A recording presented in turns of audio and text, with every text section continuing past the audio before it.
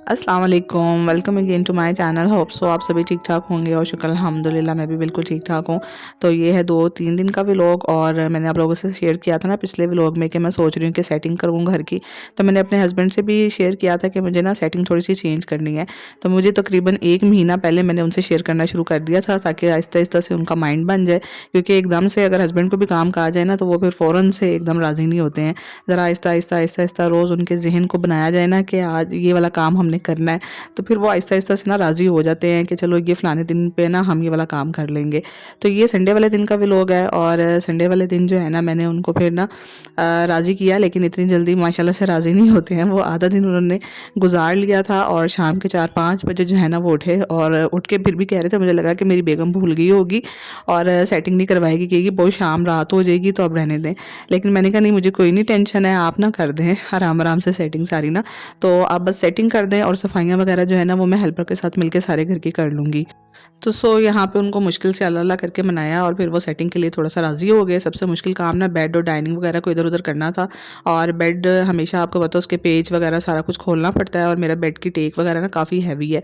उसको घसीटने में दूसरी जगह रखने में ना काफ़ी मेहनत और हिम्मत चाहिए होती है। तो इसलिए भी थोड़ा-सा ना वो उकता जाते हैं ऐसे कामों से। तो बस साथ-साथ जो है ना हम लोग जाले भी उतारना शुरू हो गए, क्योंकि फिर आपको पता है जब ऐसी चीज़ें वगैरह घसीटो ना तो उसके पीछे जो फिर अल्लाह-अल्लाह जाले होते हैं ना, मतलब मैं तो खुद देख के हैरान हो गई कि इतने जाले चीज़ों के पीछे लगे होते हैं। ज़ाहिर-सी बात है आपका बेड के पीछे तो हाथ नहीं जाता, ना कोई ब्रश वगैरह जाता है। तो जब आप सेटिंग चेंज करें या चीज़ें हिलाएँ ना तो फिर उसके पीछे से कोई क्लीनिंग हो सकती है। तो साथ-साथ जो है ना वो पंखे भी साफ़ करने वाले थे, तो हस्बैंड कह रहे थे कि जिस दिन चीज़ें वगैरह करेंगे ना आगे-पीछे तो उसी दिन फैन्स वगैरह भी साफ़ कर दूँगा मैं, क्योंकि उनकी हाइट माशाल्लाह काफ़ी लंबी है और ये वाला काम तो वही कर सकते हैं। हेल्पर से मैं नहीं ये वाला काम करवाती हूँ और खुद भी मेरे से नहीं इतना ऊँचा मेरा हाथ जाता, तो उनकी हाइट माशाल्लाह काफ़ी है, तो फिर टेबल के ऊपर चढ़ के ना अच्छे से सारे क्लीन वगैरह कर देते हैं। तो अभी नीचे इतना ज़्यादा गंद और जाला इतना बिखरा हुआ था ना, बेड की जो बैक वाली साइड्स थी ना, उन पे से मैंने झाड़ू मार-मार के सारा जाला वगैरह ना साइड पे किया और हुरिया और हादिया भी साथ-साथ लगी हुई थी अपने-अपने पसंदीदा काम करने और जिसका दिल कह रहा था तो वो ब्रश पकड़ के कोई जाला उतार रही थी, मतलब ऊपर-ऊपर से जितना दिल कह रहा था और साथ में जो है ना ये फूल झाड़ू पकड़ के ना साथ-साथ फर्श भी क्लीन कर रही थी। इसलिए बस मेरा दिल था कि ना मैं डीप क्लीनिंग शुरू करूँगी तभी जब मेरी सेटिंग थोड़ी बहुत हिलाऊँगी, वरना क्या है ना कि पर्दे वगैरह तो धुल के डाल जाने थे, विंडोज़ भी साफ़ हो जानी थी। लेकिन फिर जब ये चीज़ें आगे पीछे करनी थी ना तो फिर दोबारा से डस्ट और गंद पड़ना था और वो सारी फिर चीज़ों पे भी पड़ जाता है। लेकिन हस्बैंड ने भी ना रात को कर्टन डाल दिए थे, मैंने उनसे कहा भी था कि ना डालें, लेकिन वो कह रहे थे बाहर से नज़र पड़ रही है तो मुझे डालने हैं सारे कर्टन्स। तो फिर उन्होंने डाल दिए थे, लेकिन बाद में कह रहे थे कि चलो ना ही डालता रात को तो बेहतर हो जाता, अब इतनी सारी डस्ट भी उड़ रही है। तो मैंने कहा अब चले कोई बात नहीं है, जो अब पड़नी थी डस्ट वो पड़ गई है। और बस फिर ना बेड सेट किया अंदर, मैंने बेड के ऊपर जो उसका कवर वगैरह था ना मैट्रेस का वो भी मैंने डाल दिया था। साथ-साथ मेरी कोशिश थी कि काम करते जाएँ ताकि ना काम मतलब समेटे जाएँ साथ-साथ, थोड़े-थोड़े भी चलो समेटे जाएँ ना तो थोड़े घर की शक्ल नज़र आना शुरू हो जाती है। और इस टाइम इतनी मिट्टी-मिट्टी उड़ी थी ना कि सबके मतलब कपड़े गंदे हुए हुए थे। हालाँकि रोज़ घर की सफाइयाँ होती हैं, लेकिन यकीन मानें कि जब चीज़ें आप आगे पीछे करते हैं ना, ख़ास तौर पे बेड के पीछे बहुत जाले थे।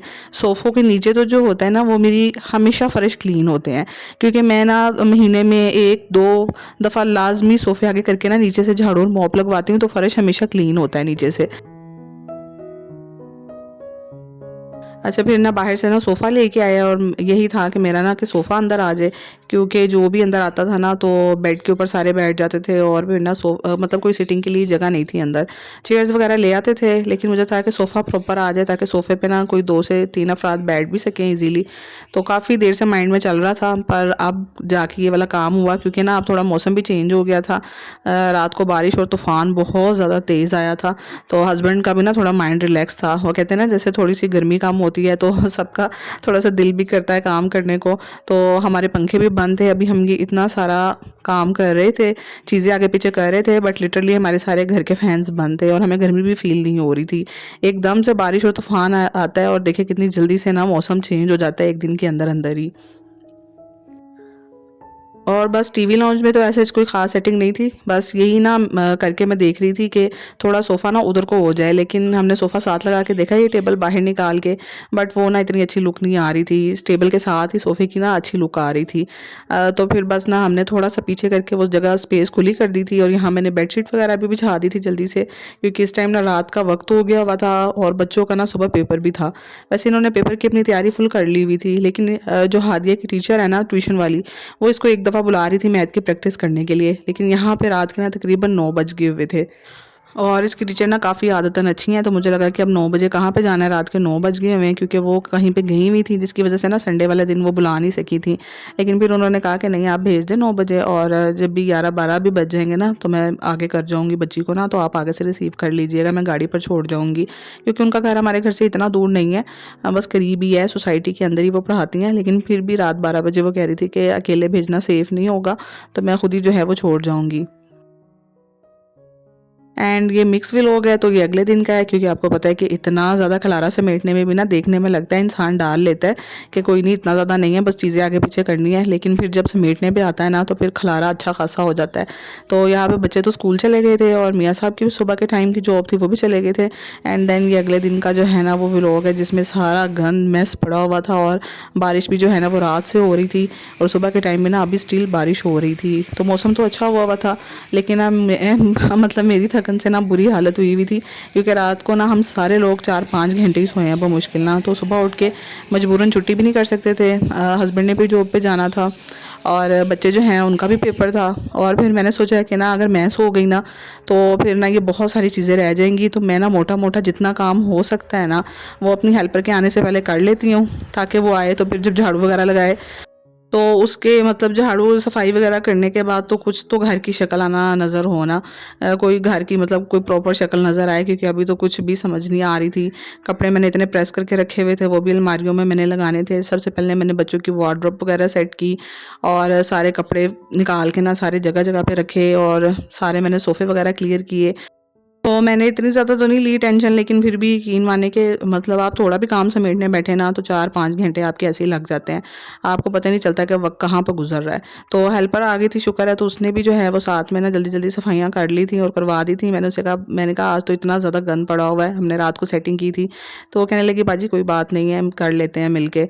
तो फिर बस हम लोगों ने ना सारी सफाइयाँ वगैरह करके, और मैंने कहा चलो थोड़ा बहुत जो है वो फिर अगले दिन क्लियर हो जाएगा, क्योंकि एक दिन में तो फिर पॉसिबल नहीं होता। आहिस्ता-आहिस्ता जो है ना सारी चीज़ें फिर सेट होना शुरू हो जाती हैं। तो इसलिए मैं अब इतनी ज़्यादा टेंशन नहीं लेती कि एक ही दिन में सारी चीज़ें मैंने सेट करके शाम को जो है ना वो साँस लेना है। तो मैं क्या करती हूँ कि बस आहिस्ता-आहिस्ता जितना भी काम होता है ना उतना करके कि चले 3-4 दिन में ऐसे-ऐसे सेटिंग हो जाएगी। तो यहाँ पे ना मैं बना रही थी आलू गोश्त, और सब्जियाँ ना खा-खा के 2-4 दिन ना लगातार पक रही थी। तो ना सब्जियाँ खा-खा के ना बस थक गए थे। तो हस्बैंड कह रहे थे कि ना आज चिकन कढ़ाई बना लीजिएगा, लेकिन ना मेरा दिल आलू गोश्त खाने का कर रहा था। तो फिर उन्होंने कहा कि आलू गोश्त बना लीजिएगा ना, तो आलू गोश्त और उसकी जो ग्रेवी होती है ना, शोरबा होता है, मुझे बहुत मज़े का लगता है। तो फिर मैंने ना यहाँ पे फटाफट से मसाला भूना, क्योंकि बच्चों के आने का टाइम जल्दी हो जाता है। बच्चे जो हैं वो माशाल्लाह ना 11:30-12 बजे तक आ जाते हैं।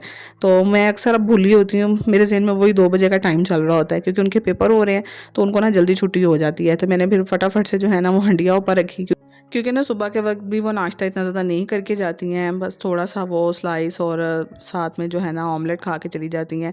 तो ये होता है कि फिर आके प्रॉपर जो है वो जल्दी से लंच बनाओ ताकि आके कर लें, क्योंकि आके फिर फ़ौरन बच्चों को लाजमन भूख लगी होती है।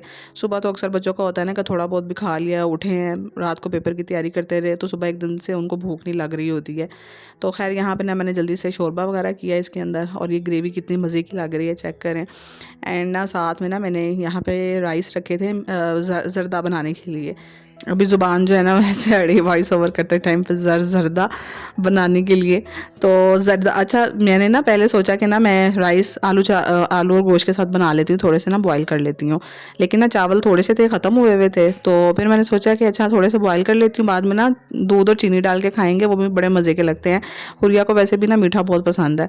लेकिन फिर मेरा माइंड चेंज हुआ और मैंने सोचा कि थोड़े से बादाम भी पड़े हैं, थोड़ी सी किशमिश भी पड़ी है और ये फूड कलर भी है, तो चलो इसका जो है ना वो थोड़ा सा ज़रदा सिंपल सा बना लेते हैं घर पर।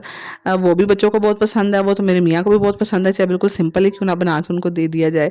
तो मैंने कहा कि चलो ये ज़र्दा बना लेते हैं। तो मैंने जल्दी से चावल बॉयल किए फूड कलर डाल के, एंड देन मैंने ना दूध के अंदर वही शीरा तैयार किया, चीनी डाल दी और हल्का सा पानी डाल के ना, और बादाम और ये किशमिश डाली, और बस मैंने उसके अंदर चावल डाल दिए। इतने मज़े के बने थे ना, थोड़े से थे, और थोड़ी चीज़ ना वैसे ही मज़े की बहुत ज़्यादा लगती है। तो यहाँ पे खैर हम चारों के लिए ना थोड़ा-थोड़ा सा मीठा तैयार हो गया था। तो साथ ही मैंने फिर घी वाली रोटियाँ बना ली थी, और बस यहाँ पे ना हमारा लंच रेडी हो गया था। रोटियाँ मैं ज़्यादातर ना सेकती नहीं हूँ, दोपहर के टाइम तो ख़ास तौर पे मेरी कोशिश होती है कि बस हल्का सा घी लगा के बना लूँ। तो चलिए यहीं पे व्लॉग को ख़त्म करती हूँ, दुआओं में याद रखिएगा, नेक्स्ट व्लॉग में मिलूँगी। अल्लाह हाफ़िज़।